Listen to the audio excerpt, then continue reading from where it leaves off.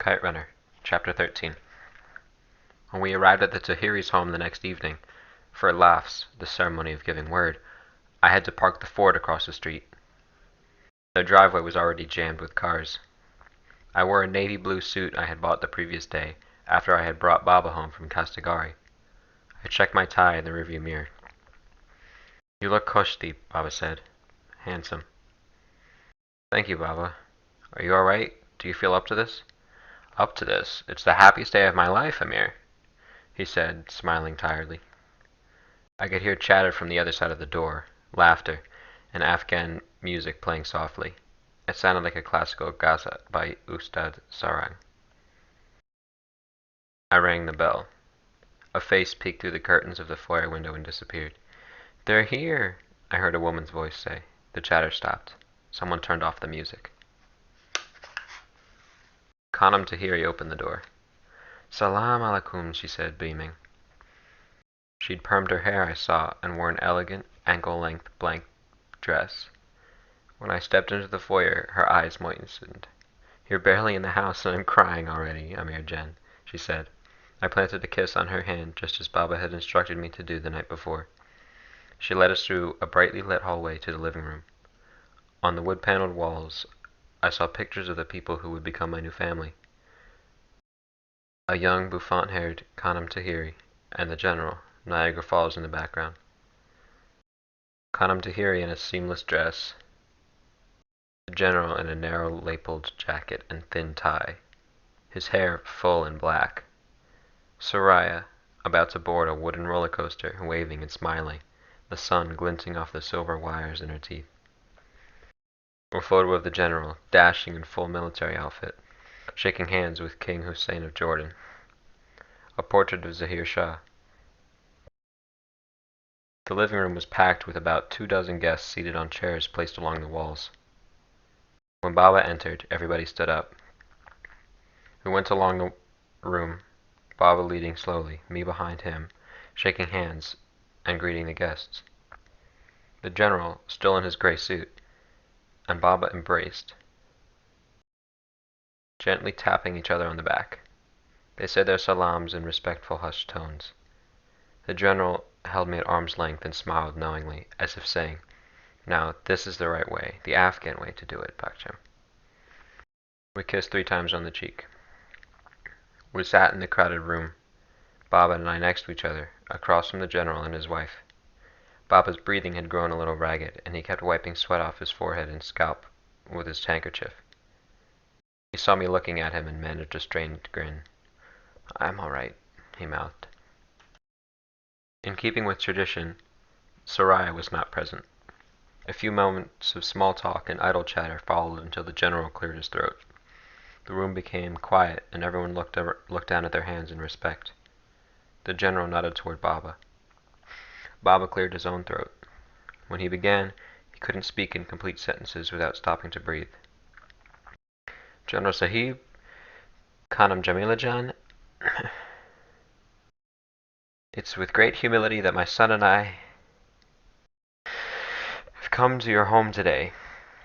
You are honorable people, from distinguished and reputable families and proud lineage. I come with nothing but utmost ihtiram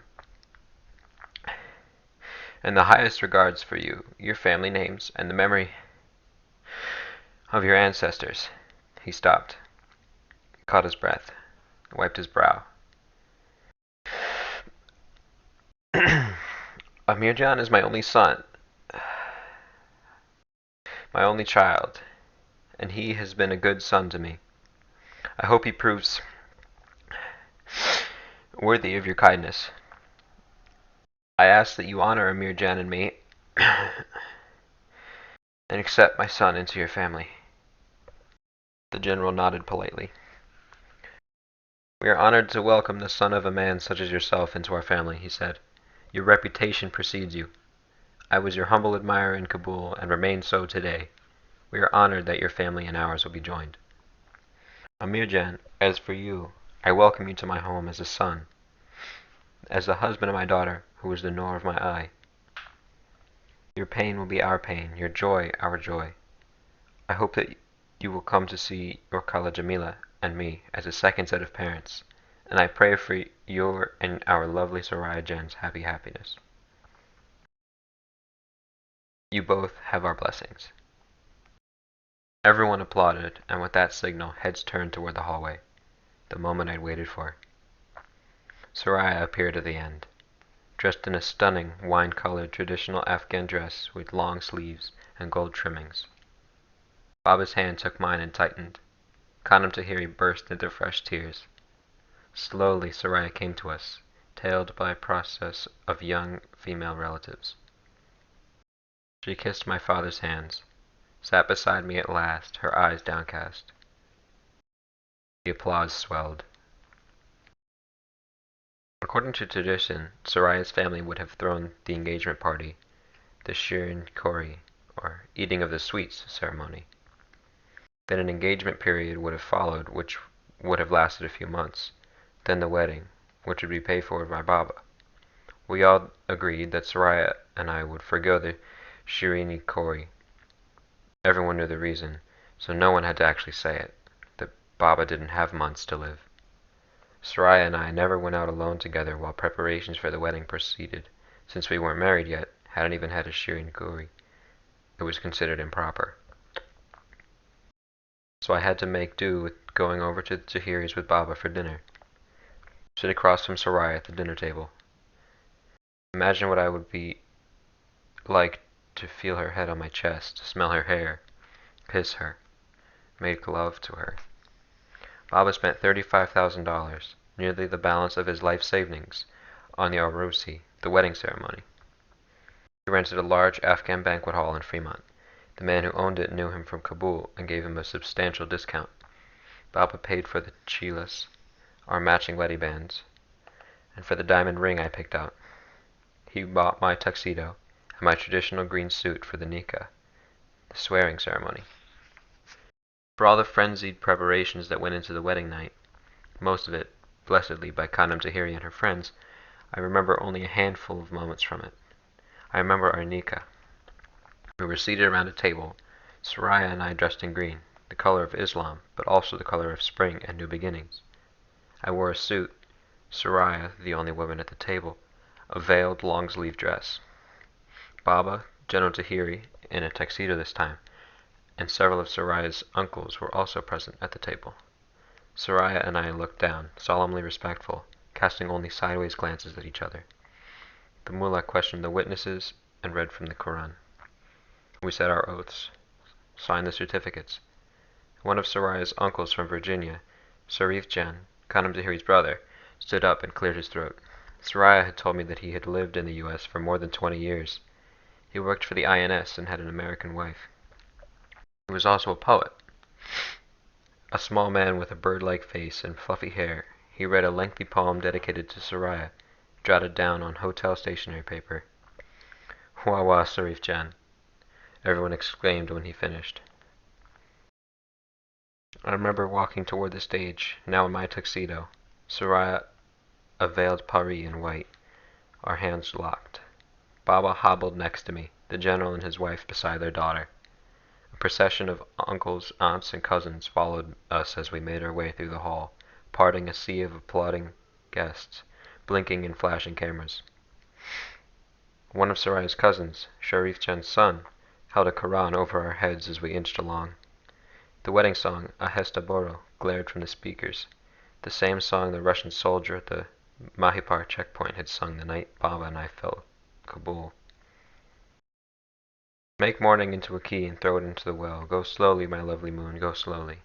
Let the morning sun forget to rise in the east. Go slowly, my lovely moon, go slowly. I remember sitting on the sofa, set on the stage like a throne, Soraya's hand in mine, as 300 or so faces looked on. We did Ayena Mashaf, where they gave us a mirror and threw a veil over our heads so we'd be alone to gaze at each other's reflection. Looking at Soraya's smiling face in that mirror, in the momentary privacy of the veil, I whispered to her for the first time that I loved her. A blush, red like henna, bloomed on her cheeks. a picture of colorful platters of chopan kebab, sholigosti, and wild orange rice. I see Baba between us on the sofa, smiling.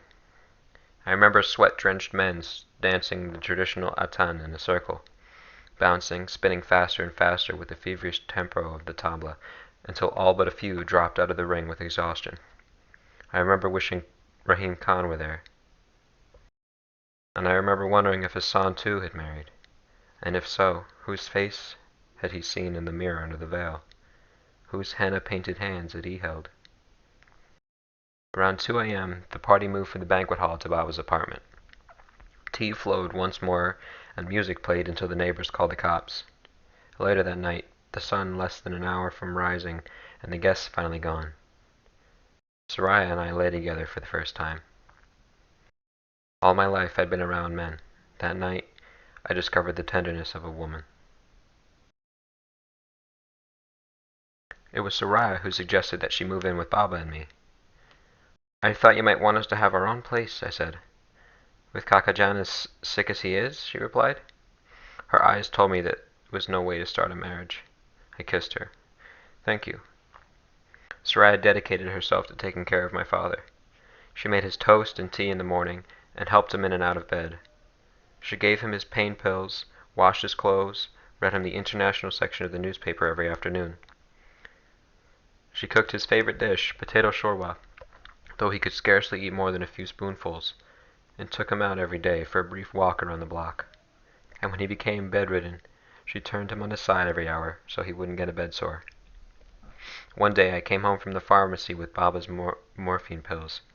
Just as I shut the door, I caught a glimpse of Soraya quickly sliding something under Baba's blanket. Hey, I saw that. What were you two doing? I said. Nothing, Soraya said, smiling. Liar. I lifted Baba's blanket. What's this? I said, as soon as I picked up the leather-bound book, I knew. I traced my fingers along the gold-stitched borders. I remember the fireworks the night Rahim Khan had given it to me, the night of my 13th birthday, flares sizzling and exploding into bouquets of red, green, and yellow. I can't believe you can write like this, Soraya said. Baba dragged his head off the pillow. I put her up to it. I hope you don't mind. I gave the notebook back to Soraya and left the room. Baba hated it when I cried. A month after the wedding, the Tahiris, Sharif, his wife Susie, and several of Soraya's aunts came over to our apartment for dinner. Soraya made sabzi chalo, a white rice with spinach and lamb. After dinner, we all had green tea and played cards in groups of 4. Soraya and I played with Sharif and Susie on the coffee table next to the couch where Baba lay under a wool blanket. He watched me joking with Sharif, watched Soraya and me lacing our fingers together, watched me push back the loose curl of her hair. I could see his internal smile, as wide as the skies of Kabul on nights when the poplars shivered and the sound of crickets swelled in the gardens. There was an ayat and recited it, casting the other fellow nasty glances. I watched them toss the first shovelful of dirt into the grave. Then I left. Walked to the side of the cemetery. Sat in the shade of a red maple. Now was the last of the mourners that had paid their respects, and the mosque was empty, save for the mullah unplugging the microphone and wrapping his Quran in green cloth. The general had stepped into a late afternoon sun.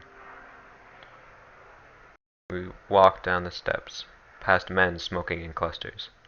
I heard snippets of their conversations. A soccer game in Union City next weekend.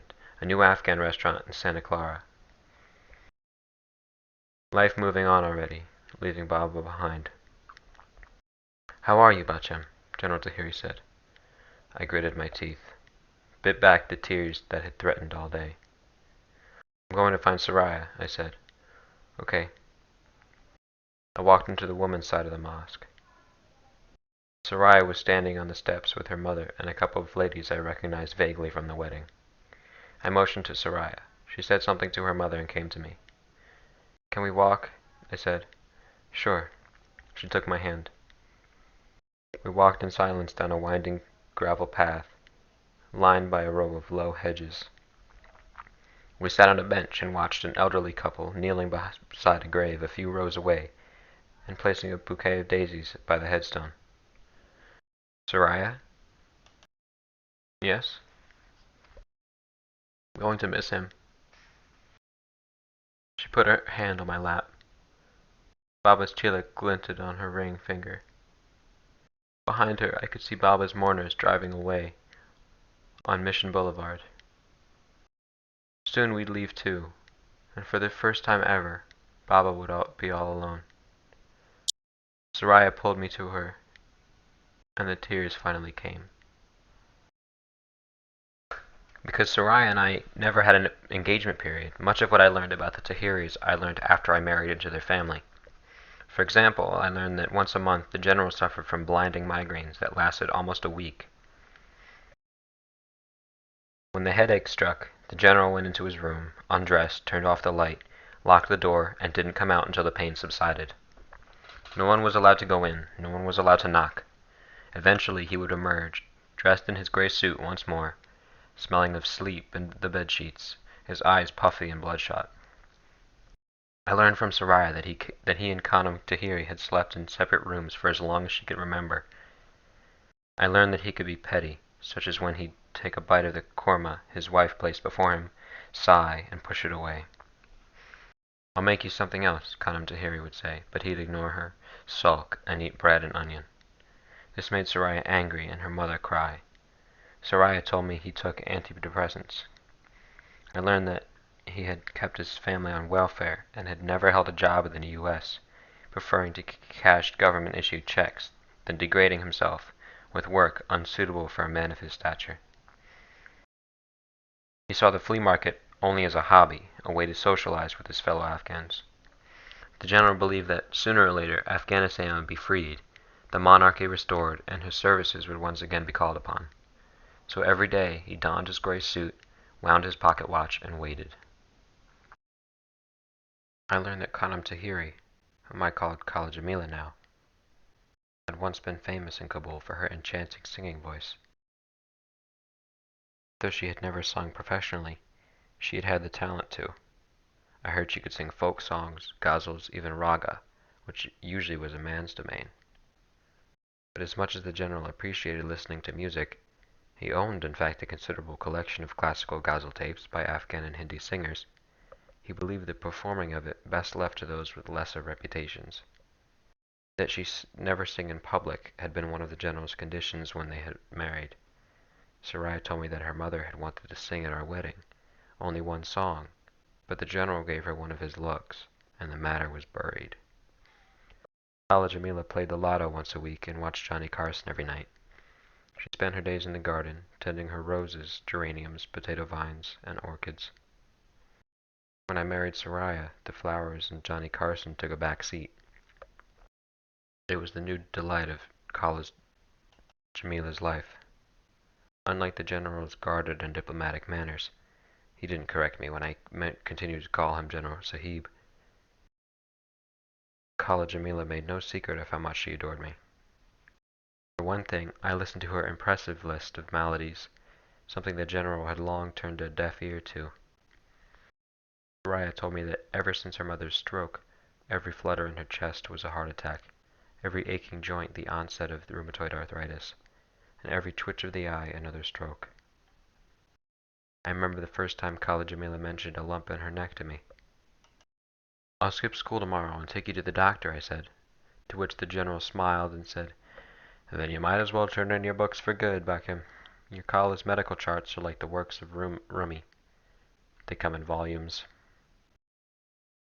But it wasn't just that she'd found an alternative audience for her monologues of illness, because I had rid her of her. I firmly believed that if I had picked up a rifle and gone on a murdering rampage, I would have still had the benefit of her unblinking love, because I had rid her heart of its gravest malady. I had relieved her of the greatest fear of every Afghan mother. That no honorable Kastigar would ask for her daughter's hand, that her daughter would age alone, husbandless, childless. Every woman needed a husband, even if he did silence his song on her. And from Soraya I learned the details of what had happened in Virginia. We were at a wedding. Soraya's uncle, Sharif, the one who worked for the INS, was marrying his son to an Afghan girl from Newark. The wedding was at the same hall where, 6 months prior, Soraya had our Rousey. We were standing in a crowd of guests, watching the bride accept rings from the groom's family, and we overheard two middle-aged women talking, their backs to us. "What a lovely bride," one of them said. "Just look at her. So makbul, like the moon." "Yes," the other said. "And pure, too. Virtuous. No boyfriends?" "No. I tell you, that boy did well not to marry his cousin." Soraya broke down on the way home. I pulled the Ford off to the curb, parked under a streetlight on Fremont Boulevard. "It's all right," I said, pushing back her hair. "Who cares?" "So fucking unfair," she barked. "Just forget it. Their sons go out to nightclubs looking for meat and get their girlfriends pregnant. They have kids out of wedlock, and no one says a goddamn thing. Oh, they're just men having fun. I make one mistake, and suddenly everyone is talking Nang and Namus, and I have to have my face rubbed in it for the rest of my life." I wiped a tear from her jawline, just above her birthmark, with the pad of my thumb. "I didn't tell you," Soraya said, dabbing at her eyes, "but my father showed up with a gun that night. He told him that he had 2 bullets in the chamber, one for him and one for himself if I didn't come home." I was screaming, calling my father all kinds of names, saying he couldn't keep me locked up forever, that I wished he were dead. Fresh tears squeezed out between her eyes. I actually said that to him, that I wished he were dead. When he brought me home, my mother threw her arms around me, and she was crying too. She was saying things, but I couldn't understand any of it because she was slurring her words so badly. So my father took me up to my bedroom and sat me in front of the dresser mirror, handed me a pair of scissors, and calmly told me to cut off all my hair. He watched while I did it. I didn't step out of the house for weeks, and when I did, I heard whispers or imagined them everywhere I went.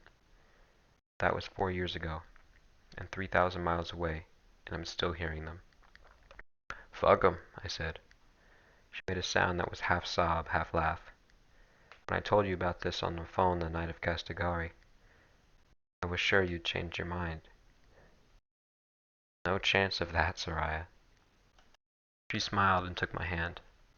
"I'm so lucky to have found you. You're so different from every Afghan guy I've met. Let's never talk about this again, okay?" "Okay." I kissed her cheek and pulled away from the curve. As I drove, I wondered why I was different. Maybe it was because I had been raised by men. I hadn't grown up around women, and had never been exposed firsthand to the double standard which Afghan society sometimes treated them. Maybe it was because Baba had been such an unusual Afghan father, a liberal who had lived by his own rules, a maverick who had disregarded or embraced societal customs as he seen fit. But I think a big part of the reason I didn't care about Soraya's past was that I had one of my own. I knew all about regret. Shortly after Baba's death, Soraya and I moved into a one-bedroom apartment at Fremont, just a few blocks away from the General and Khaled Jamila's house. Soraya's parents bought us a brown leather couch and a set of mikasa dishes as housewarming presents. The General gave me an additional present, a brand new IBM typewriter. In the box, he had slipped a note written in Farsi. "Amirjan, I hope you discover many tales on these keys. General Iqbal Tahiri." I sold Baba's VW bus, and to this day I have not gone back to the flea market. I would drive to his gravesite every Friday, and sometimes I'd find a fresh bouquet of freesias by the headstone and know Soraya had been there too. Soraya and I settled into the routines and minor wonders of married life. We shared toothbrushes and socks, passed each other the morning paper. She slept on the right side of the bed, I preferred the left. She liked fluffy pillows, I liked the hard ones. She ate her cereal dry like a snack and chased it with milk. I got my acceptance at San Jose that summer and declared an English major. I took on a security job, swing shift at a furniture warehouse in Sunnyvale. The job was dreadfully boring, but its saving grace was a considerable one. When everyone left at 6 p.m. and shadows began to crawl between aisles of plastic-covered sofas piled to the ceiling, I took out my books and studied. It was in the pine-sol-scented office of that furniture warehouse that I began my first novel. Soraya joined me at San Jose State the following year and enrolled to her father's chagrin in the teaching track. "I don't know why you're wasting your talents like this," the general said one night at dinner. "Do you know, Amirjan, that she earned nothing but A's in high school?" He turned to her. "An intelligent girl like you could become a lawyer, a political scientist, and, inshallah, when Afghanistan is free, you could help write the new constitution. There would need be for young talented Afghans like you. They might even offer you a ministry position, given your family name." I could see Soraya holding back, her face tightening. "I'm not a girl, Padar. I'm a married woman. Besides, they'd need teachers too." "Anyone can teach." "Is there any more rice, Madar?" Soraya said. After the general excused himself to meet some friends in Hayward, Khala Jamila tried to console Soraya. "He means well," she said. "He just wants you to be successful, so he can boast about his attorney daughter to his friends." "Another medal for the general," Soraya said. "Such nonsense you speak." "Successful," Soraya hissed. "At least I'm not like him, sitting around while other people fight the Shirawi, waiting for when the dust settles so he can move in and reclaim his posh little government position. Teaching may not pay much, but it's what I want to do. It's what I love, and it's a whole lot better than collecting welfare, by the way." Khala Jamila bit her tongue. "If he ever hears you saying that, he will never speak to you again." "Don't worry," Soraya snapped, tossing her napkin on her plate. "I won't bruise his precious ego." In the summer of 1988, about 6 months before the Soviets withdrew from Afghanistan, I finished my first novel, a father-son story set in Kabul, written mostly with the typewriter the general had given me. I sent query letters to a dozen agencies and was stunned one August day when I opened our mailbox and found a request from a New York agency for the completed manuscript. I mailed it the next day. Soraya kissed the carefully wrapped manuscript, and Khala Jamila insisted we pass it under the Koran. She told me that she was going to do nazr for me, a vow to have a sheep slaughtered and the meat given to the poor if my book was accepted. "Please no nazar, Khala Jan," I said, kissing her face. "Just do zakat. Give the money to somebody in need, okay? No sheep killing." 6 weeks later, a man named Martin Greenwald called from New York and offered to represent me. I only told Soraya about it. But just because I have an agent doesn't mean I get published. If Martin sells the novel, then we'll celebrate. A month later, Martin called and informed me I was going to be a published novelist. When I told Soraya, she screamed. We had a celebration dinner with Soraya's parents that night. Khala Jamila made kofta, meatballs and white rice, and white fernie. The general, a sheen of moisture in his eyes, said that he was proud of me. After General Tahiri and his wife left, Soraya and I celebrated with an expensive bottle of Merlot I had bought on the way home. The general did not approve of women drinking alcohol, and Soraya didn't drink in his presence. "So proud of you," she said, raising her glass to mine. "Kaka would have been proud too." "I know," I said, thinking of Baba, wishing he could have seen me. Later that night, after Soraya fell asleep, wine always made her sleepy, I stood on the balcony and breathed in the cool summer air. I thought of Rahim Khan and the little note of support he had written me after he'd read my first story, and I thought of Hassan. "Someday, inshallah, you will be a great writer," he had said once, "and people all over the world will read your books." There was so much goodness in my life, so much happiness. I wondered whether I deserved any of it. The novel was released in the summer of that following year, 1989, and the publisher sent me on a 5-city book tour. I became a minor celebrity in the Afghan community. That was the year that the Shirawi completed their withdrawal from Afghanistan. It should have been a time of glory for Afghans. Instead, the war raged on, this time between Afghans, the Mujahideen, against the Soviet puppet government of Najibullah, and Afghan refugees kept flocking to Pakistan.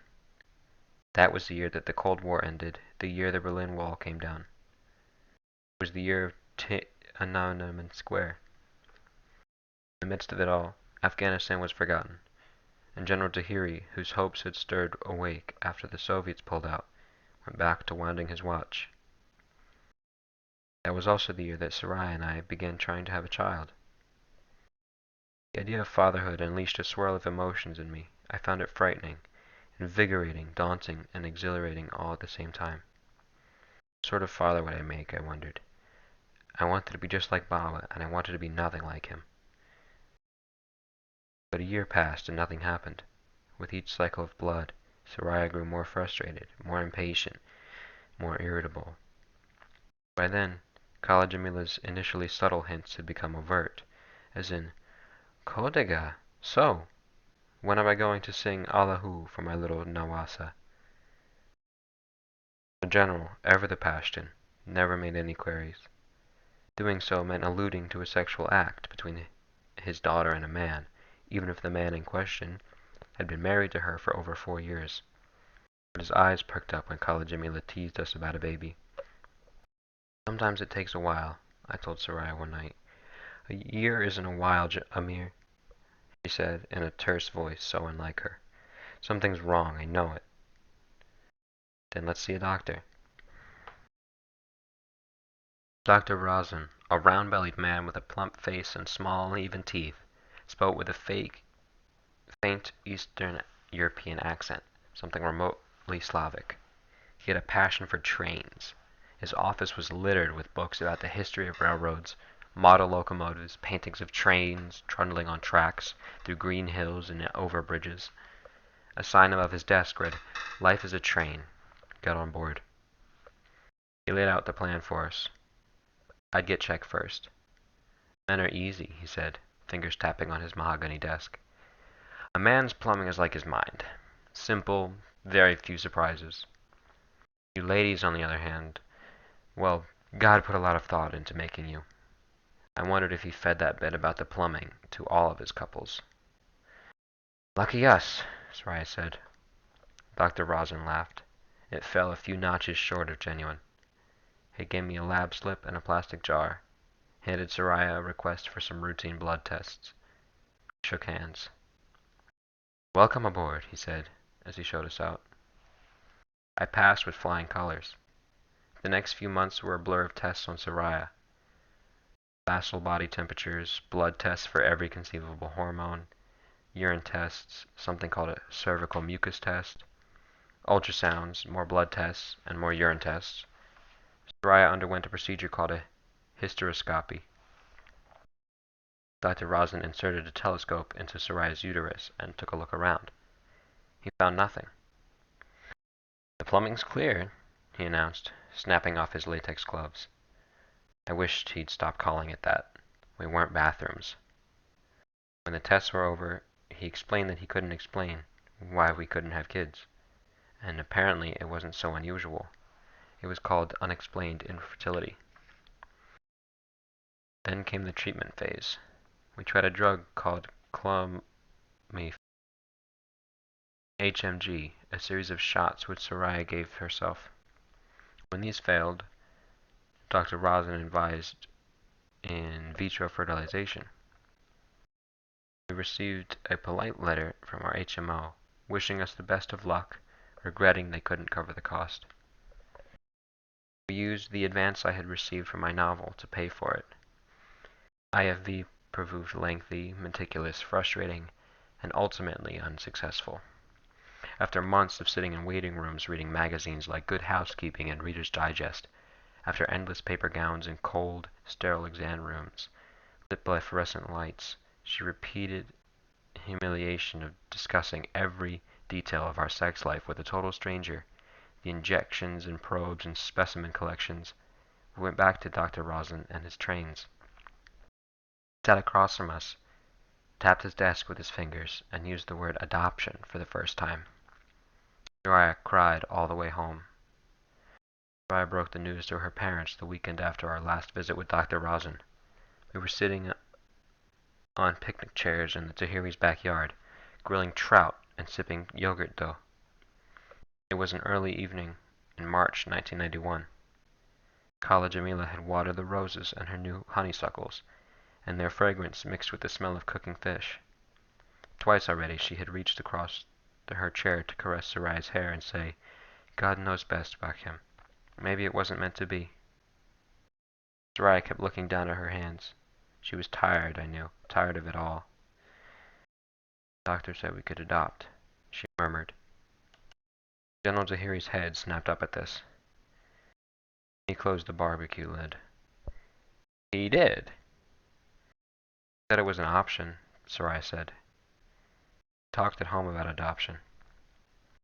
Sarai was ambivalent at best. "I know it's silly and maybe vain," she said to me on the way to her parents' house, "but I can't help it. I've always dreamed that I'd hold it in my arms and know my blood had fed it for 9 months. That I'd look in its eyes one day and be startled to see you or me. That the baby would grow up and have your smile or mine. Without that, is that wrong?" "No," I had said. "Am I being selfish?" "No, Soraya. Because if you really want to do it—" "No," I said. "If we're going to do it, we shouldn't have any doubts about it all. We should both be in agreement. It wouldn't be fair to the baby otherwise."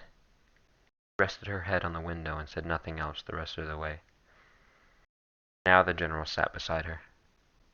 "Bakhim, this adoption thing, I'm not so sure it's for us Afghans." Soraya looked at me tiredly and sighed. "For one thing, they grow up and want to know who their natural parents are," he said. "Nor can you blame them.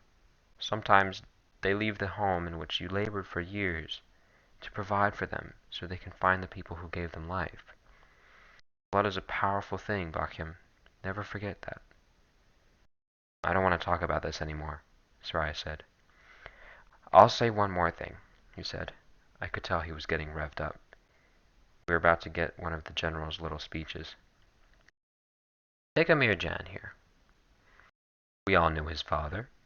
I knew who his grandfather was in Kabul, and his great-grandfather before him. I could sit here and trace generations of his ancestors for you if you asked. That's why when his father, God give him peace, came Kastagari, I didn't hesitate. And believe me, his father wouldn't have agreed to ask for your hand if he didn't know whose descent you were. Blood is a powerful thing, Bakhim, and when you adopt, you don't know whose blood you're bringing into your house. Now, if you were American, it wouldn't matter. People here marry for love. Family name and ancestry never even come into the equation. They adopt that way too. As long as the baby is healthy, everyone is happy.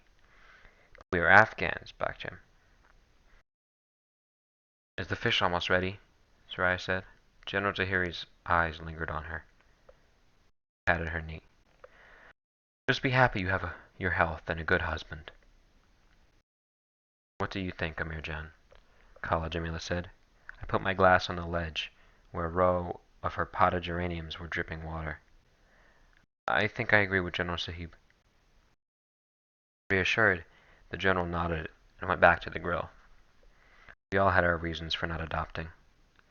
Soraya had hers, the general had his, and I had this: that perhaps something, someone, somewhere, had decided to deny me my fatherhood for the things I had done. Maybe this was my punishment, and perhaps justly so. "It wasn't meant to be," Kala Jamila had said. Or maybe it was meant not to be. A few months later, we used the advance for my second novel and placed a down payment on a pretty two-bedroom Victorian house in San Francisco's Bernal Heights. It had a peaked roof, hardwood floors, and a tiny backyard which ended in a sun deck and a fire pit. The general helped me refinish the deck and paint the walls. Kala Jamila bemoaned us moving almost an hour away, especially since she thought Soraya needed all the love and support she could get, oblivious to the fact that her well-intended but overbearing sympathy was precisely what was driving Soraya to move. Sometimes, Soraya sleeping next to me, I lay in bed and listened to the screen door swinging open and shut with the breeze, to the crickets chirping in the yard, and all I could almost feel the emptiness in Soraya's womb. It was a living, breathing thing. It had seeped into our marriage, that emptiness, into our laughs and our love-making. Late at night, in the darkness of our room, I'd feel it rising from Soraya and settling between us, sleeping between us, like a newborn child.